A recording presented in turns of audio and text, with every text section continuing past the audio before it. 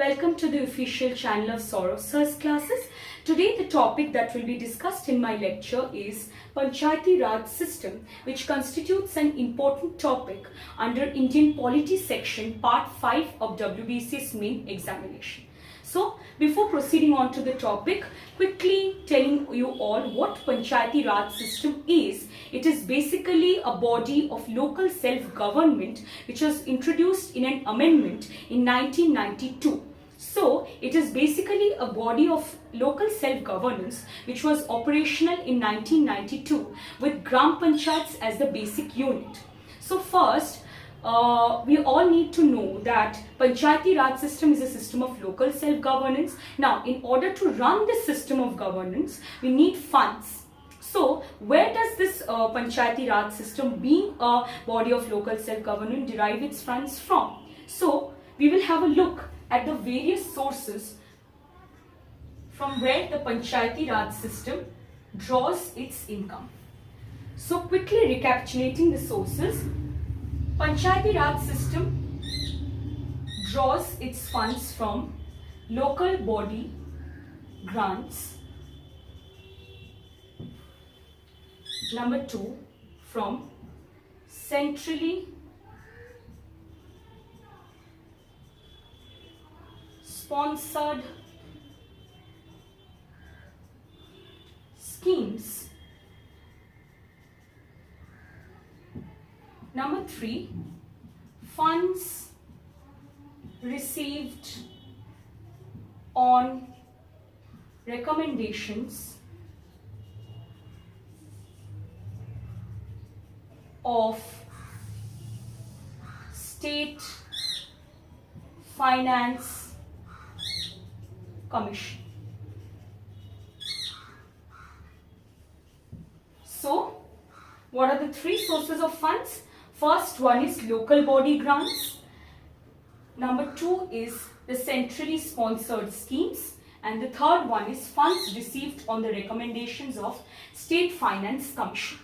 Now, Panchayati Raj system is believed to be a 3-tier system. Why? Because it consists of 3 tiers or layers operational at different level of the state. So let us have a look at the 3 tiers which comprise the Panchayati Raj system.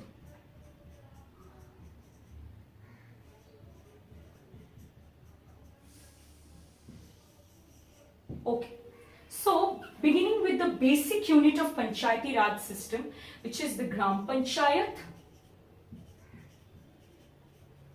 This is operational at the village level.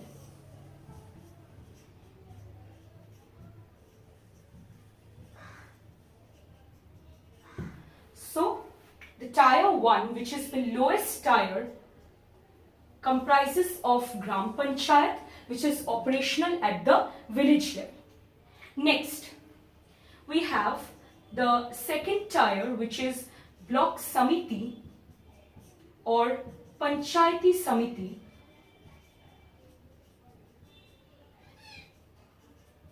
which is operational at the block level.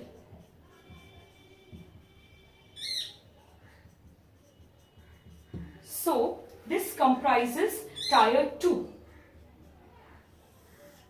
And this second tier is essentially the link between tier 1 and tier 3. Now, coming to tier 3, we have the Zila Parishad,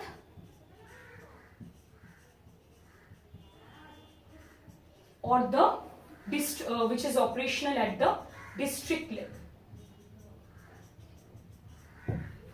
So quickly looking upon the 3 tiers or 3 layers which constitute the Panchayati Raj system in India. The lowest layer, tier 1, is Gram Panchayat, which is the basic unit under the Panchayati Raj system operational in India. This operates at the village level. At tier 2 level, we have Block Samiti or Panchayati Samiti, which is operational at the block level, and this second tier acts as a link between tier 1 and tier 2, which is Gram Panchayat and Zila Parishad. Next, the third or the topmost tier, we have Zila Parishad, which is operational at the district level. Now, we are going to learn about the 3 tiers of the Panchayati Raj system individually.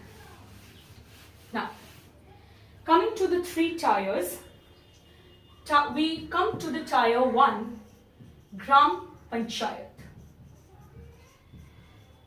And as we all know that Gram Panchayat is operational at the village level. Now, talking about the membership of the Gram Panchayat, the Gram Panchayat essentially constitutes the Sarpanch, who is the elected head of the Gram Panchayat, and he is elected for a period of 5 years. So I repeat, the membership of the Gram Panchayat essentially constitutes the Sarpanch, who is the elected head for a period of 5 years, and Sarpanch is elected by the members of Gram Panchayat themselves. Now, what are the sources of income for Gram Panchayat? Sources of income for Gram Panchayat. Source number 1 will be taxes on water supply, markets and mandirs. And number 2 source is funds granted by state in proportion to land revenue. So quickly recapitulating all the information we have acquired about Gram Panchayat, which constitutes tier 1 of Panchayati Raj system, operational at the village level, is the membership essentially comprises of the members of the Gram Panchayat with the elected head Sarpanch, who is elected by the members of the Gram Panchayat themselves for a period of 5 years. Next, coming to the sources of income, that is the income source from where the Gram Panchayat essentially derives its income. Number 1 is the taxes on water supply, markets and mandirs, and number 2 is the funds granted by state in proportion to the land revenue. So this is all about tier 1 Gram Panchayat. Next we come to tier 2. Tier 2 as in Block Samiti, also known as Panchayati Samiti,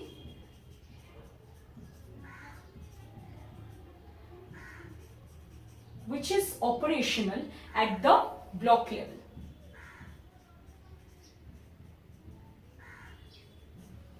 Now, Block Samiti or the Panchayati Samiti is responsible for administration of villages of tehsils.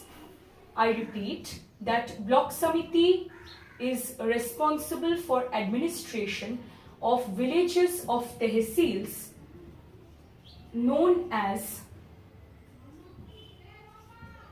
development block. So I repeat, Block Samiti is responsible for the administration of the villages of tehsils known as development block together.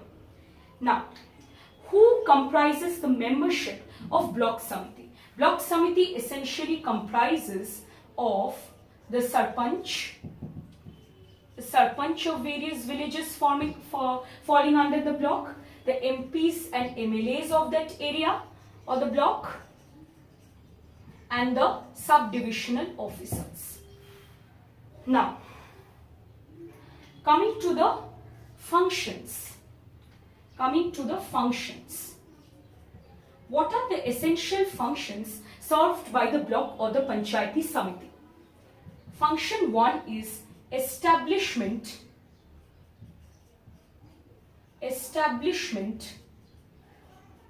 of schools and health centers,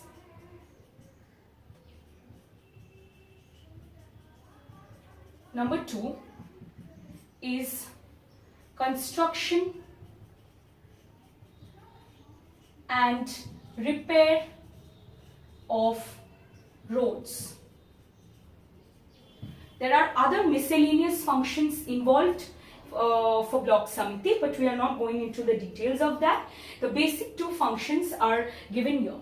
So quickly recapitulating the information we have gained about block samiti is block samiti or the Panchayati Samiti is responsible for administration of villages at the tehsil level, who are also known as development block together. The membership comprises of the sarpanch of the villages falling in that block, the MPs and MLAs of that block, and the subdivision officers at the block. And the functions primarily include establishment of schools and health centers, as well as construction and repair of roads. Now, we come to the third and the last tier under discussion, which is Zila Parishad.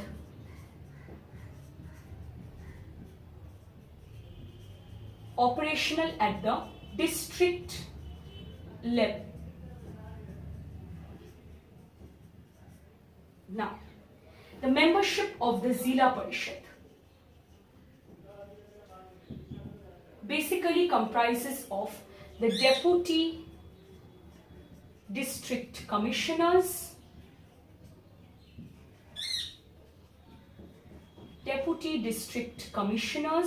as well as presidents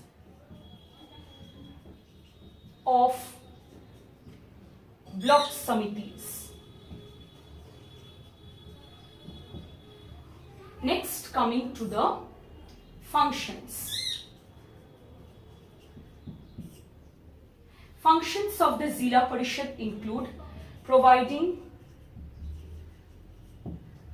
improved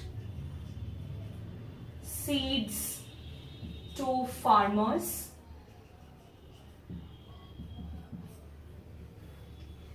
providing essential services to rural people.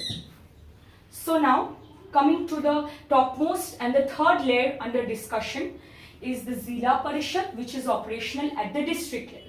Now, coming to the membership, we find that Zila Parishad mainly comprises of deputy district commissioners as well as the presidents of block samitis coming under that particular district. What are the functions of Zila Parishad? Providing improved seeds to the farmers and providing essential services to the rural people. In addition to this, the functions such as establishment of primary schools, health centers, construction of roads also fall under the domain of Zila Parishad. Now, an important aspect to be noted on the Panchayati Raj system is Panchayati Raj system guarantees 50% of its seats to women. This is in accordance with the guidance of Union Cabinet of Government of India.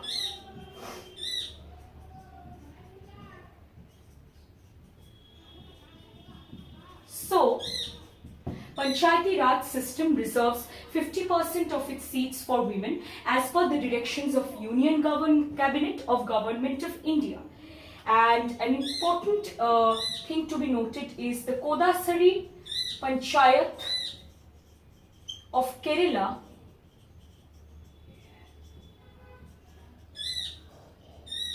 reserves 100% of its seats for women. I repeat, the Kodasari Panchayat of Kerala reserves 100% of its seats for women. So, students, that is all for today's lecture. I hope you like the content of the video. Don't forget to subscribe to the official channel of Saurav Sir's classes. Till that, stay tuned. We will be back with more and more videos. Thank you.